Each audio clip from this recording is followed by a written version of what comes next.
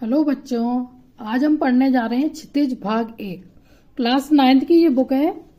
इसमें सबसे पहले दिया हुआ हमारा गद्य खंड के बाद दिया हुआ हमारा काव्य खंड। यहाँ पे हम आज काव्य खंड को रीड करने जा रहे हैं। काव्य खंड में सबसे पहले कबीरदास जी का परिचय दिया हुआ है, तो आप कबीरदास जी का परिचय को ध्यानपूर्वक पढ़ेंगे। उसके बाद दिया है उनकी साखियां, इसका अर्थ हम अर्थ को पढ़ेंगे, इसको आप ध्यानपूर्वक देखिए। मान सरोवर सुबर जल हंसा केली कराही, मुक्ता फल मुक्ता चुगे अब उड़ी अनंत न जाही। कबीरदास जी कहते हैं कि भक्त का जो हृदय रूपी मान सरोवर है वो जल से भरा हुआ है, जिसमें आत्मा रूपी जो हंस है, केली मतलब कीड़ा कर रहे हैं, वे उस आनंद को छोड़कर कहीं और नहीं जाना चाहते।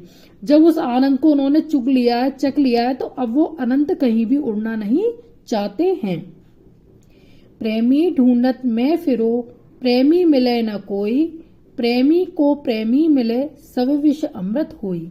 अब कबीरदास जी कहते हैं कि जब एक सच्चा ईश्वर का प्रेमी जब दूसरे ईश्वर के प्रेमी से मिलता है तो उसका जो मन का जो विष है, जो मन का विष है या मन में कोई पाप है, वह अमृत में मिल जाता है, अमृत बन जाता है। उसका जो पाप है वो भी पुण्य में परिवर्तित हो जाता है। हस्ती चढ़िए ज्ञान को सहज दुलीचा डारी, स्वान रूप संसार है भूकन दे जग मारी। अब कबीरदास जी कहते हैं व्यक्ति को ज्ञान रूपी जो हाथी पर सवार है, जो व्यक्ति जो ज्ञान रूपी जो हाथी पर सवार है, उसको सहज साधन और गलीचा मतलब कालीन बिछाकर सवार होना चाहिए, मतलब उसमें कालीन बिछा लेना चाहिए। ये संसार कुत्ते के समान है, स्वानमीस, ये संसार स्वानमीस कुत्ते के समान है, जो व्यर्थ ही भौंकता रहता है, व्यर्थ ही बोलता रहता है। पखा पखी के कारणे सब जग रहा भुलान, निरपक्ष होई के हरि भजे सोई संत सुजान।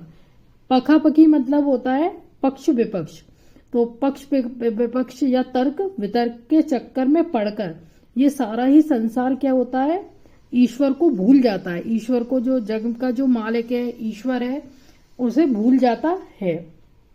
जो निष्पक्ष होकर ईश्वर का भजन करता है वही सच्चा संत और सच्चा सुजान मीन्स ज्ञानी होता है।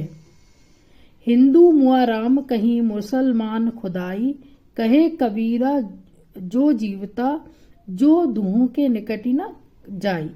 यहाँ पर कबीरदास जी कहते हैं हिंदू जो है वो राम कहते हैं और मुसलमान है वो खुदा करते हैं, और दोनों ही मतलब अपने उसके लिए मर मिट जाते हैं अपने धर्म के लिए। वास्तव में अगर वो सच्चा, वास्तव में वही जो जीवित है, जो इन दोनों के जो भेदभाव से दूर रहता है, वही सच्चा वो है, जो इन मतलब ये कबीरदास जी कहते हैं कि वही सच्चा भक्त या सच्ची भक्ति जो है वो वही कर रहा है, जो इन दोनों से, हिंदू मुस्लिम ये धर्म की जाति प्राति से दूर रहते हैं।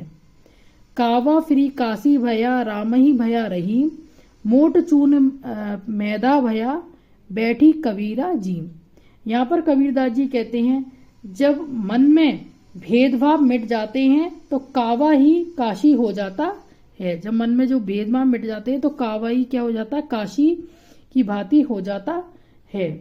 और राम ही जो है, जो ईश्वर राम है वही रहीम है। मोटा आटा भी मैदा के समान ही बारीक शुद्ध हो जाता है। जो मोटा आटा है वो भी मैदा के समान जो है वो बारीक हो जाता है, जिसे कबीरदास जी आराम से ग्रहण मतलब जीमते हैं, मतलब आराम से उसको ग्रहण कर लेते हैं। ऊंचे कुल का जन्मिया जे करनी ऊंच न होई, सुवरन कलश सुरा भरा साधु निंदा सोई। यहाँ पर कबीरदास जी कहते हैं कि ऊंचे कुल में जन्म लेने से कोई छोटा या बड़ा नहीं हो जाता है। कबीरदास जी कहते हैं कि जैसे सोने का जो कलश होता है, जो हमारा सोने का कलश है, यदि शराब से भरा हो तो साधु लेना उसकी निंदा ही करेंगे। जो साधु है वो उसकी निंदा ही करेंगे। अगर वो जो हमारा सोने का कलश है अगर वो शराब से भरा हुआ है तो साधु लोग उसकी निंदा ही करेंगे।